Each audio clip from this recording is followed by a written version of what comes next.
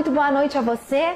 Estamos ao vivo, chegando para você através da Unimed Concórdia, aqui no Facebook da nossa Unimed. Você é bem-vindo a estar com a gente nesse começo de semana, nessa noite de segunda-feira. Você que está chegando agora, ou você que está nos vendo, ou vai nos ver no decorrer da noite, participe e interaja conosco. Nós estamos no mês dos homens. Novembro é um mês de conscientização, especialmente das doenças que atingem os homens, em específico o câncer de próstata. E hoje nós convidamos o Dr. Edson Patzlaff, que é cirurgião geral, não é? É clínico geral e também cirurgião geral e urologista. Essa especialidade que entra em destaque muito grande nesse mês de novembro. Doutor, boa noite, obrigada pela presença. Boa noite, obrigado pelo convite. Obrigada por estar aqui com a gente. Vem chegando, vem marcando as pessoas que você conhece, vem interagindo e participando conosco a partir de agora. Unimed para você está ao vivo e é para você.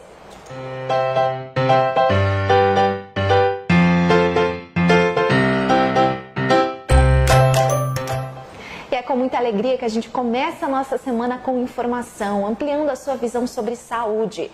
Dr. Edson, quando a gente fala em urologia, o que a gente destaca aqui hoje para as pessoas saberem? Como que estuda essa especialidade? O que essa especialidade estuda no ser humano? Conta para nós um pouquinho mais dessa especialidade que é tão importante na medicina. Bom, a minha especialidade, ela o urologista é um médico cirurgião, basicamente por excelência, né?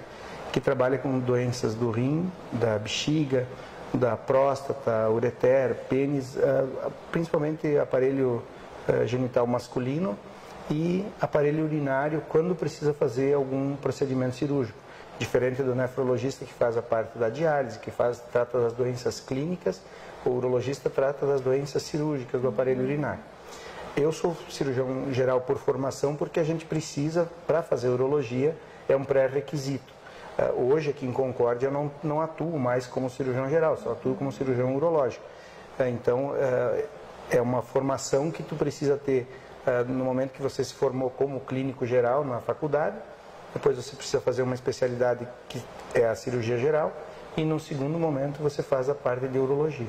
Então esse basicamente a formação do urologista. Muito bem, doutor. Já é uma caminhada aqui na cidade, não é? Sim. Na sua história também. Sim, eu estou aqui em Concórdia desde 2001, janeiro de 2001, então agora em janeiro próximo vai fazer 18 anos que estou na cidade. Muito bem. Doutor, e qual é a prevalência de homens no consultório em busca da prevenção, em busca de se cuidar?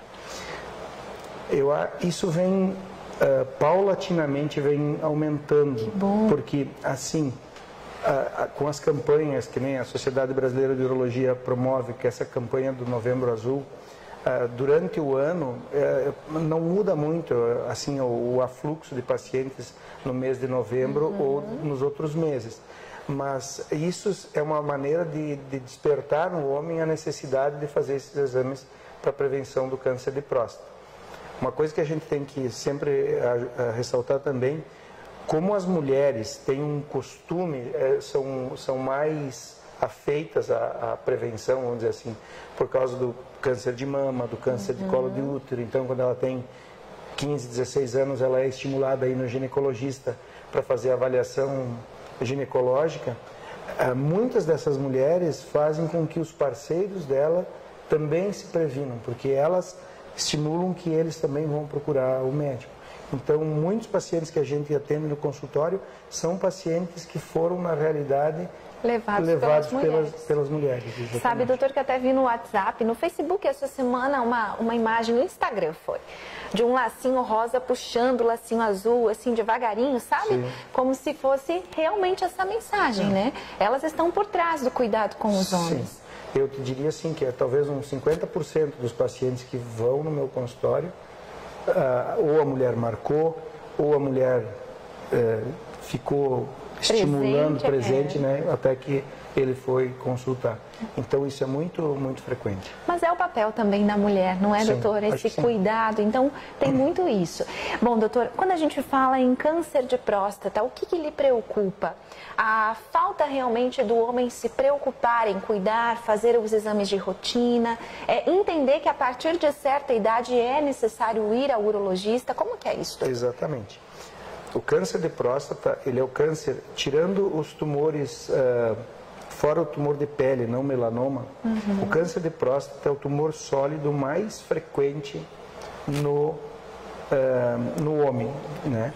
Então, para se ter uma ideia assim, de todos os tipos de câncer, excluindo os cânceres não melanomas, não de pele, ele é aproximadamente 30% dos casos de tumores. A sociedade, a Organização Mundial de Saúde calcula que mais ou menos 85 mil casos serão descobertos no Brasil durante este ano. O Instituto do Câncer deu um pouco menos, dá 60 e poucos mil, mas mesmo assim é 30% de todos os tumores, é uma quantia enorme de gente que tem.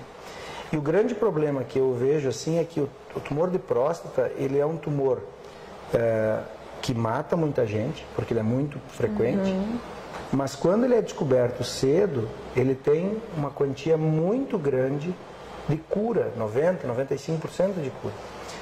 Mas como ele não dá sintomas, ele não dá dor, quando a gente pensar assim, o que o paciente com câncer de próstata vai apresentar?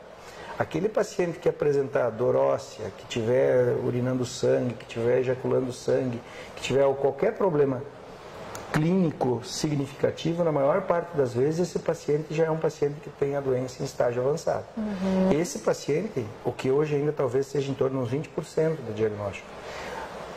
Quando eu me formei há 20 e poucos anos atrás, a gente talvez atendia 70% dos homens com doenças muito avançadas e muito pouco em estágio inicial. Hoje isso mudou tudo, graças ao advento do PSA, as campanhas, a gente ir atrás de fazer o diagnóstico mais precoce. Então se inverteu um cenário. Se inverteu o cenário. O que acontece com esses homens? Como a maior parte deles, eles não têm sintoma nenhum, eles não têm assim, não tem dor, não tem ardência, não levanta várias vezes à noite, ele não tem nenhuma coisa que chame a atenção, acaba que para você fazer o diagnóstico, tu precisa fazer basicamente duas coisas, o toque retal e o exame do PSA. Quando que isso é recomendado? A partir dos 45 anos, para os pacientes que têm história familiar de câncer de próstata, para os negros, isso não é uma questão de racismo, a gente sabe que os negros, quando eles desenvolvem a doença, eles têm uma agressividade no tumor maior do que no caucasiano, então é melhor, o negro a gente começa a fazer exames com 45 anos, e se você não tiver história de câncer na família, você inicia aos 50 anos. A partir, uma vez por ano, a partir destas idades, tu faz o toque retal e o PSA. Se você fizer o toque retal e tiver alterado o exame, só fazendo o toque você pode descobrir 20% de tumor, sem fazer exame nenhum. Somente com o toque? Só com o toque. Por conta da sensibilidade do conhecimento. Exatamente.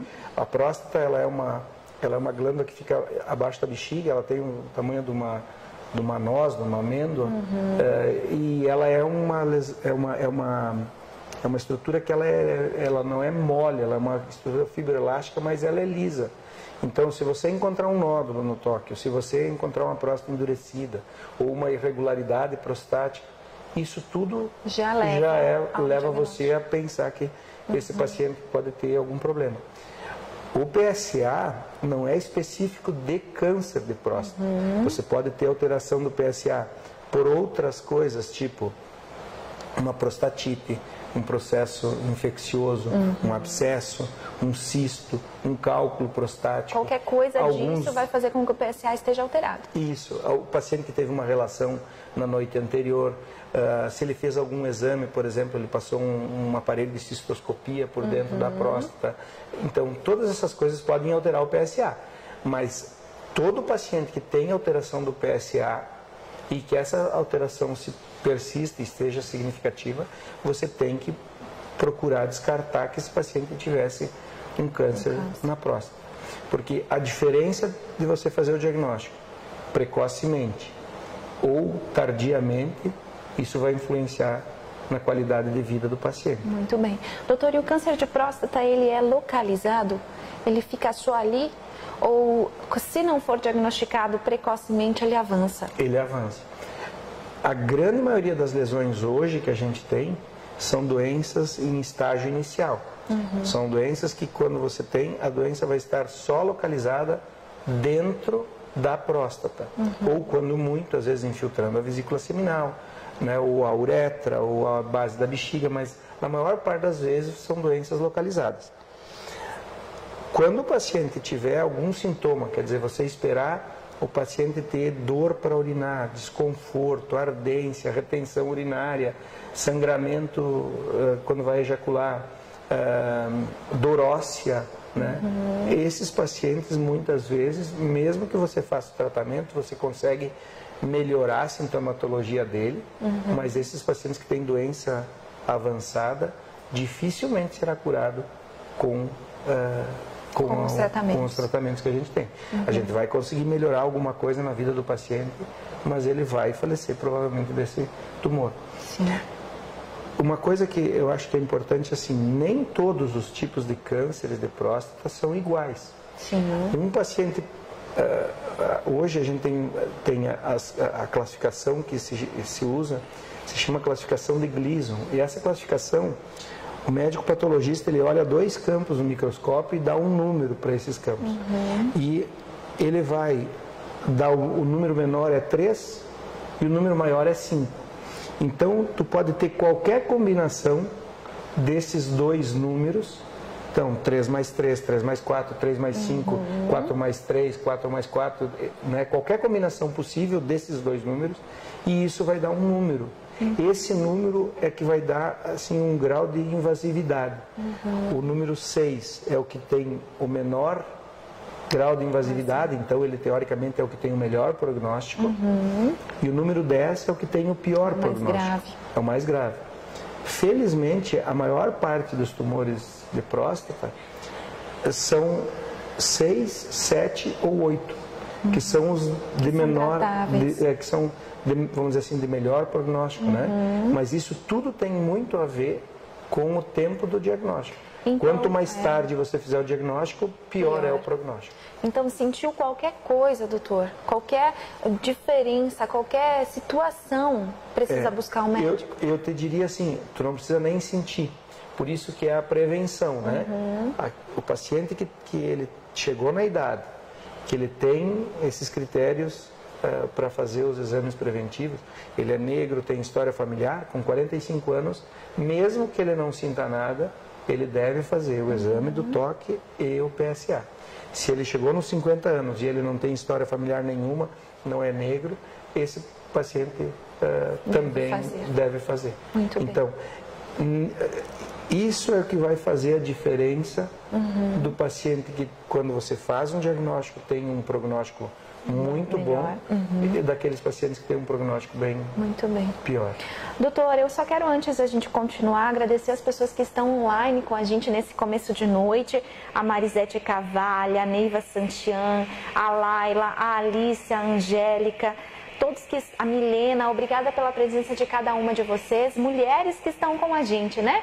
Nesse horário novo, nesse horário de verão, a gente tem menos homens participando ainda e mais mulheres, mas daqui a pouquinho a gente começa a receber, então, as demais participações. Se você tiver perguntas para fazer para a gente da Unimed, participe, é importante a sua participação para a gente, especialmente quando o doutor falou, né? Já que o nosso público aqui, a maioria dele é mulheres, doutora. A gente falou antes que muito desse trabalho de prevenção e diagnóstico precoce do câncer de próstata se deve ao esforço que a mulher tem em cuidar do seu esposo ou do seu pai, de alguém da sua família. Então, esse assunto também é para você, mulher.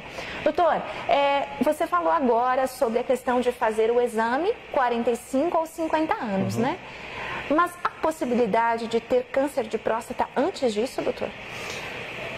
Possibilidade existe, mas assim, como maneira de rastreamento, o que acontece?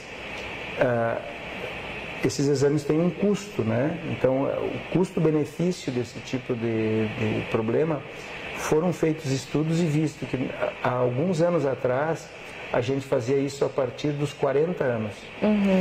E dos 40 aos 45 a gente viu que a gente fazia muito exame, uma quantia enorme de exames, tendo um custo para o paciente, tendo um custo para o sistema de saúde, privado ou público, né? E o número de pacientes que tinham diagnóstico de câncer de próstata era muito pequeno. Sim. Eu tive pacientes que eu operei com 42 anos, mas em 20 anos de urologia... Uma vez. Então entende? é bem raro. É muito pouco frequente. É mais frequente e o câncer de próstata é uma doença que a partir dos 55, 60 anos a gente sabe que com o passar da idade vai aumentando isso. O problema é que a gente não tem como saber qual é o paciente que vai desenvolver o câncer de próstata. Então, a cada 40 minutos falece um brasileiro por câncer de próstata. A cada 40 minutos um brasileiro falece por câncer de próstata. Então é um número altíssimo. Para a gente poder mudar essa curva, e isso já foi mudado, porque antigamente, que nem eu te disse antes, a gente fazia diagnóstico muito tardio. Sim. Essa curva mudou muito da mortalidade graças à conscientização. Muito bem, doutor. Eu quero saber também, doutor, sobre a questão desses adolescentes começarem a se cuidar cedo. Também tem isso, doutor? Isso é um bom sinal para evitar não só o câncer de próstata, mas também cuidar da própria saúde do homem? Sim. Assim, no adolescente, tu vai ter outros problemas, né? Uma coisa comum, por exemplo, assim, de adolescente, não é um tumor tão frequente, mas é uma coisa que a gente tem que pensar. Os pacientes fazem tumores de testículo, né? Que é um tumor que é muito agressivo, mas felizmente também é um tumor que a gente consegue ter um índice de cura com tratamento cirúrgico, com tratamento de quimioterapia, com radioterapia, é um índice de sucesso muito bom, dependendo do tipo de tumor que tem. E isso acontece em adolescente. É frequente de começar paciente com 15, 18 anos, né? Até os 40 e poucos anos é o pico de incidência nesses 15, Tem alguma 20 causa, anos. doutor? Não tem nenhuma causa estudada para isso. O que a gente sabe, por exemplo, assim, é que o paciente que tinha criptorquidia, que é o testículo ser fora da bolsa escrotal, quando era... Esse paciente parece que tem um risco aumentado de ter câncer de testículo. Mas não tem assim, não é uma coisa familiar, por exemplo, que nem é no câncer de próstata, que é aquele paciente que tem câncer de próstata, que tem um jovem que tenha câncer de próstata, por exemplo, um homem que tenha 50 anos de idade, que tem um câncer de próstata, o familiar dele em primeiro grau tem um risco 2 vezes maior. Se ele tiver 2 familiares, o risco passa a ser de 6 vezes. Né? Então, isso no tumor do testículo não acontece, é um tumor isolado. Mas como é uma lesão que também é um tratamento que precisa ser feito. Delicado, né? Porque é uma coisa mutiladora para aquele paciente. Nossa. Imagina um menino de 18 anos de idade que tem um tumor de testículo, vai perder um testículo. E isso, claro que ele vai ter o outro testículo, provavelmente ele vai ter filhos, ele vai conseguir produzir hormônio, tudo normal. Mas não deixa de ser uma cirurgia...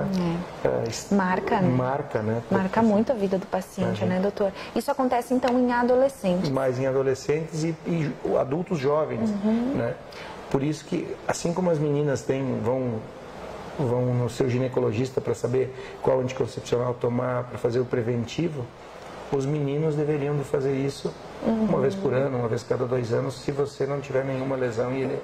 Então, todo paciente que notar que está começando a aumentar o tamanho do testículo, às vezes eles têm uma dor no testículo que ele não consegue definir bem o que é, ou que cria algum nódulo na barriga, no pescoço, que está perdendo peso, não se alimentou direito, tá? Esse paciente tem que procurar um médico para investigar, né? Muito bem, muito claro para a gente. Hoje o nosso assunto aqui é Novembro Azul.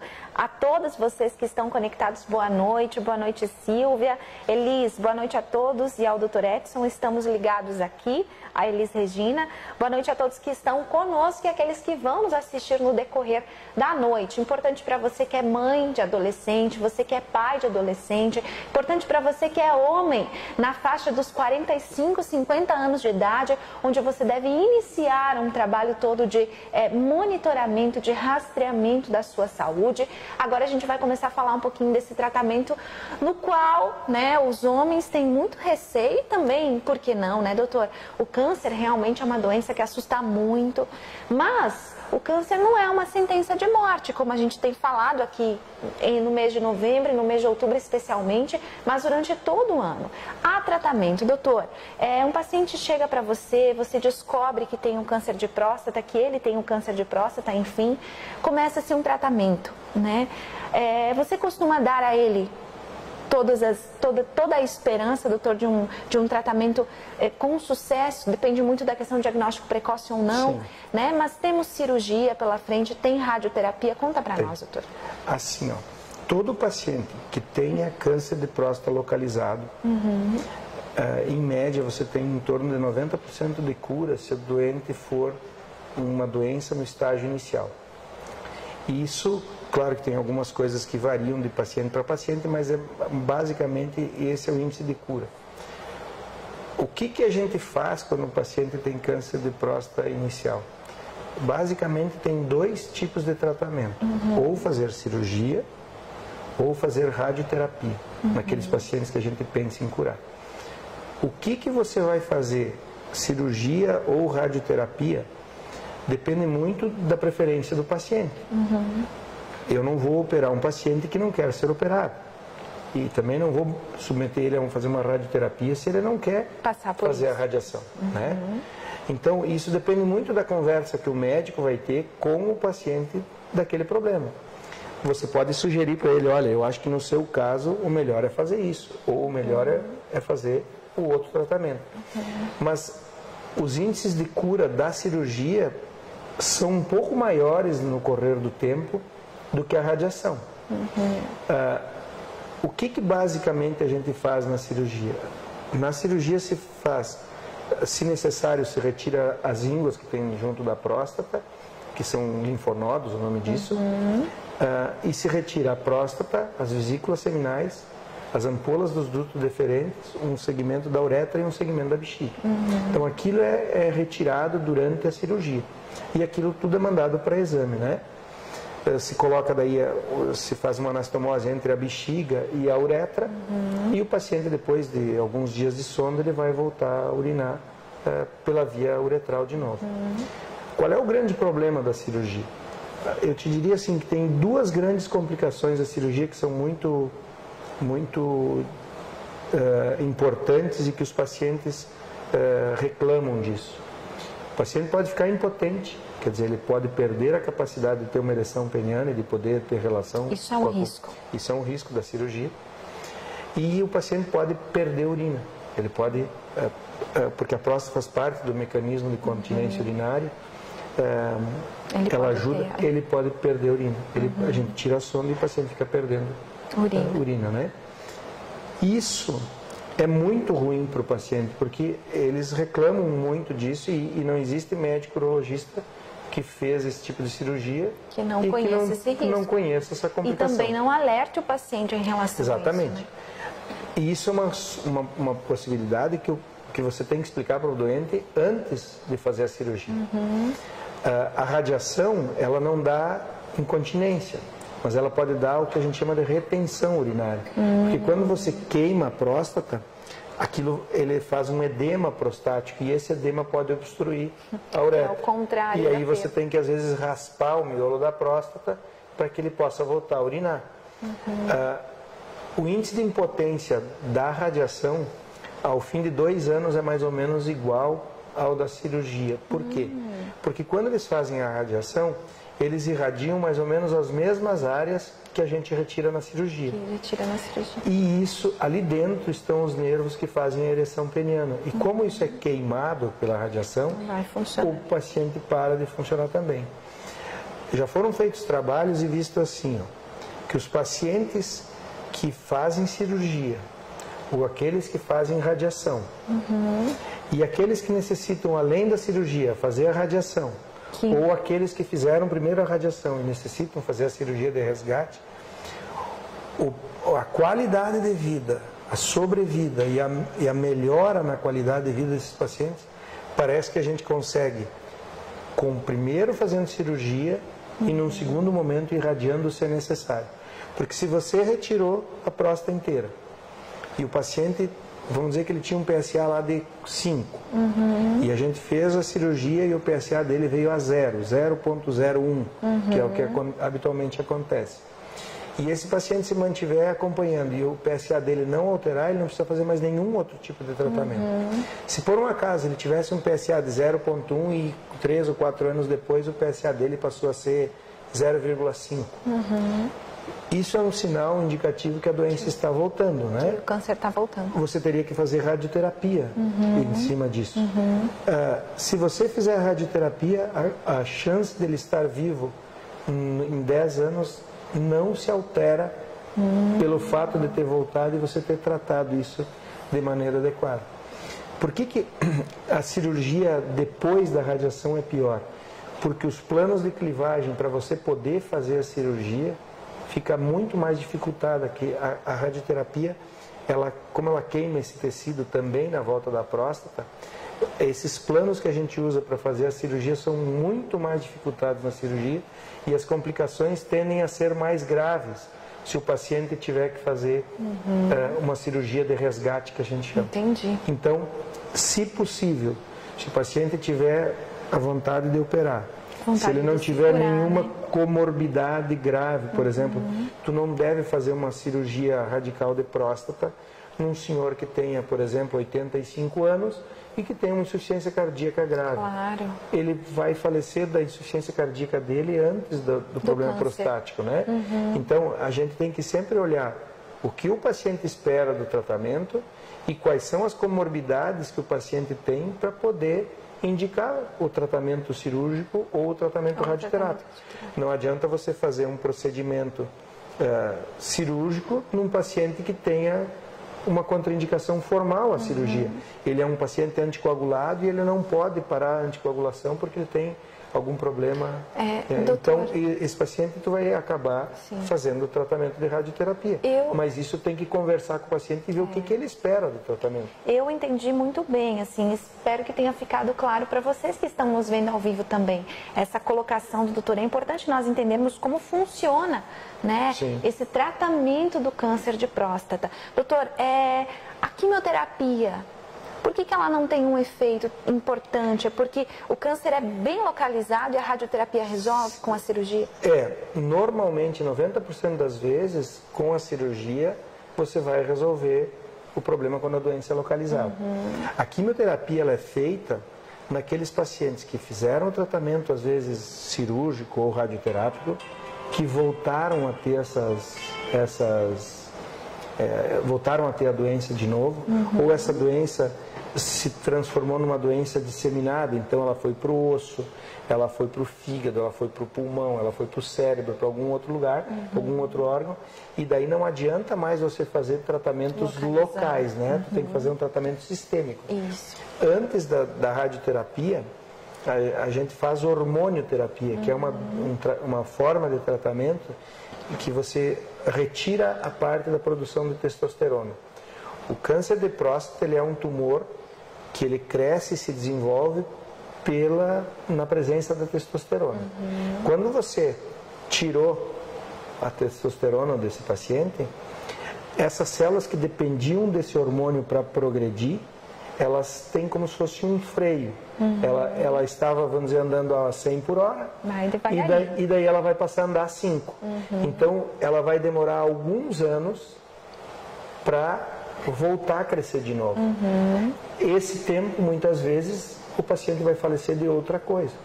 Então, por isso que assim, o índice de cura de pacientes que têm doença localizada é muito grande. Porque a doença prostática não é uma doença de um crescimento tão rápido assim, mas ela é uma doença que ela tem vários estágios que a gente pode fazer para tratar.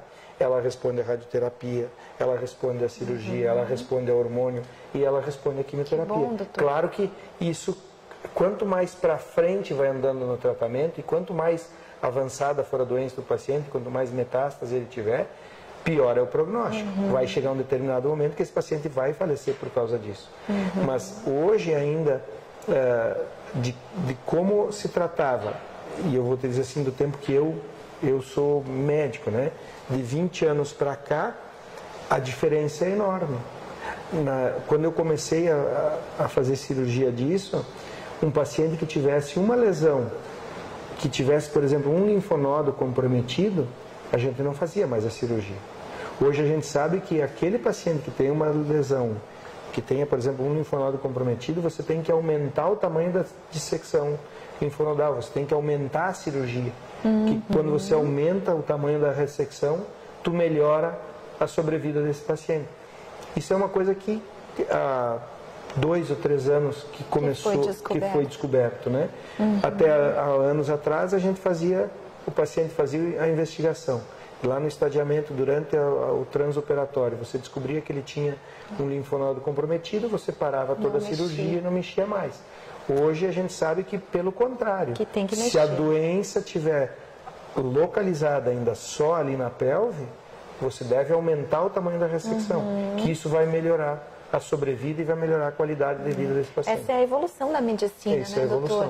São os resultados que vocês médicos estão obtendo com a experiência. Sim. Doutor, todos os dias há caso de diagnóstico de câncer de próstata aqui na nossa região? Olha, eu te diria assim, no meu consultório particular e no sistema público que eu atendo, eu te diria assim, tu não faz um diagnóstico de 1 por dia, mas talvez uns 3 ou 4, um por semana. Um por semana, eu te diria que...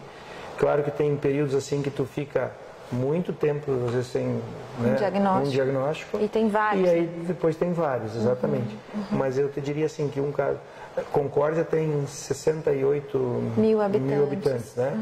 Se a gente fizer uma conta que são 34 mil homens, e isso dá em torno de 6% em toda a vida, a chance que tu tem, daria 1.800 homens concordienses que vão ter câncer. Claro que a criança, o menino que tem 10 anos não vai ter isso, mas quantos homens que tem dos 45 para frente, né? E ainda mais por conta da longevidade aqui, né? Tem aumentado. Então, e realmente são pacientes com faixas etárias, doutor, dos 50 anos em diante. De 45, 50 anos para cima. Muito bem. É muito pouco provável ter algum... E o câncer que a gente está falando aqui é uma modalidade de câncer chamado adenocarcinoma de próstata, né? Existem alguns outros tipos de câncer de próstata que eu estava na faculdade ainda, nós operamos uma vez na faculdade um sarcoma de próstata, que é um tumor que não alterou o PSA e era uma criança, era um menino de uns 8, 10 anos, e essa criança veio a óbito em 2 ou 3 meses depois que ele fez a cirurgia. Mas assim, isto é uma raridade, né? O câncer que a gente está comentando, que é muito frequente, é o adenocarcinoma. Esse adenocarcinoma é dos 45, 50 anos em diante, né? E aí, cada paciente tu vai ver o que vai precisar fazer dependendo da condição clínica do paciente, da expectativa que o paciente tem para contar para você e dizer assim, olha, eu não quero correr o risco de ter um sangramento, eu não quero correr o risco de perder a urina, então esse paciente não pode fazer cirurgia, né? Sim. Então, doutor, mas por exemplo assim, é um risco, mas existe então a possibilidade do paciente passar pelo tratamento e levar uma vida normal depois? Sim. A maior parte dos pacientes tem uma qualidade de vida muito boa, né? Eu sempre digo assim, o grande problema que o médico urologista tem quando faz o diagnóstico de câncer de próstata é que muitos pacientes olham para a gente e dizem assim, doutor, eu não sinto nada. E é verdade, ele não sente nada mesmo. Ele veio fazer o exame de rotina, o PSA dele deu alterado, o toque dele deu alterado, você fez a biópsia e veio lá que ele tem um tumor.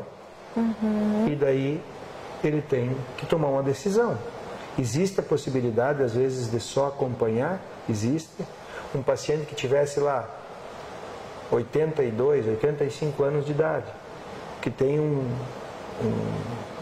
que faça um diagnóstico porque foi lá fazer o exame, fez o toque e alguém pediu uma biópsia para ele. Às vezes, depois de uma determinada idade, tu não precisaria nem pedir mais o exame do PSA, porque tu não vai mais mudar em nada, né? Sim. Mas e aí? Tu vai fazer o quê com ele? Doutor, eu estou muito incomodado, eu quero fazer um tratamento. Ou eu não quero fazer nada, eu quero observar. Existe uma modalidade que a gente, dependendo de determinados critérios, tu pode só fazer exames. O acompanhamento. Exatamente, de sangue, de urina, pelo exame do toque, e tu, né? Muito bem. Mas isso tu tem que, muito disso que tu faz como médico, eu acho que você tem que escutar o teu paciente. Isso. Porque muitas vezes ele não tem nenhum distúrbio mental, ele está lúcido, consciente, orientado, e a gente tem que respeitar o que o paciente vai, às vezes, dizer para a gente. Cada caso é um caso, né, doutor? Cada caso é um caso. Cada caso é, inclusive, um caso clínico, né? Sim. De conhecer a história, conhecer Exatamente. A família, né? Entender aquele paciente para poder repassar para ele. Mas a gente entende, né, que quando se trata de câncer, especialmente em homens, né, doutor, a notícia sempre é pesada, né? Sim. Porque o homem, ele tem uma fragilidade em relação às doenças, ao encarar esse momento de uma certa forma até maior do que a mulher, né? A mulher já passa por outras fases da vida em que ela se depara com ter que cuidar da saúde. O homem não, né, doutor? E eu acho assim, o problema hoje, a nossa cultura, que a gente é muito, o homem tem que ter condição de ter relação, o homem é capaz, o homem é isso, né? Você meio que se transforma meio que num super-homem, né? Super-homem. E aí você tem um problema e você vê que você... É frágil. Tudo aquilo que você pensava sobre você ruiu em poucos instantes, né? O diagnóstico de câncer, às vezes, é uma pancada muito grande para muitos pacientes. Mas se você fizer o tratamento de maneira adequada, e eu não estou dizendo fazer o tratamento, aquilo que o teu médico, às vezes, escutar uma segunda opinião ou conversar com alguém diferente, né? Isso ajuda você a tomar uma decisão. A pior decisão, talvez, que seja, é você não tomar decisão nenhuma. Né? Isso também é uma decisão. Então, você tem que tomar uma decisão ou de fazer acompanhamento, ou de fazer cirurgia, ou de fazer radioterapia, mas isso você e o teu médico vão conversar. Vão decidir. Não é uma coisa que a gente... Foi o tempo, e isso faz, graças a Deus, foi o tempo que as pessoas, que os médicos diziam o que eles queriam e as pessoas aceitavam, né? Hoje mudou muito. As pessoas têm muita opinião, né, doutor? Muita opinião e tem muita informação. Hoje tu entra no Google, tu entra no tantos tem acesso a tudo, né? A informação está aí para quem quiser. Então, o que você vai conversar e o que você vai fazer também depende de uma conversa, porque, afinal de contas, se você vai dar o teu corpo para alguém operar, você tem que ter confiança naquela pessoa. Se você não tiver confiança naquela pessoa, é melhor não operar. Não opera. Não faz com ele, porque não vai dar certo, entende? Sim. É uma coisa que isso faz parte do relacionamento que você tem que ter. Doutor, uma pergunta para a gente finalizar, então. Todo esse processo, essas consultas, esse diagnóstico, tratamento, é coberto pelo plano de saúde ou pelo Sistema Único de Saúde? Sim. O Sistema Único de Saúde tem uma rede própria disso, e os planos, que nem o Unimed, né, é um plano que cobre isso. Né? Você tem que fazer os papéis justificando por que você tem que operar, qual é o tratamento que tem que fazer.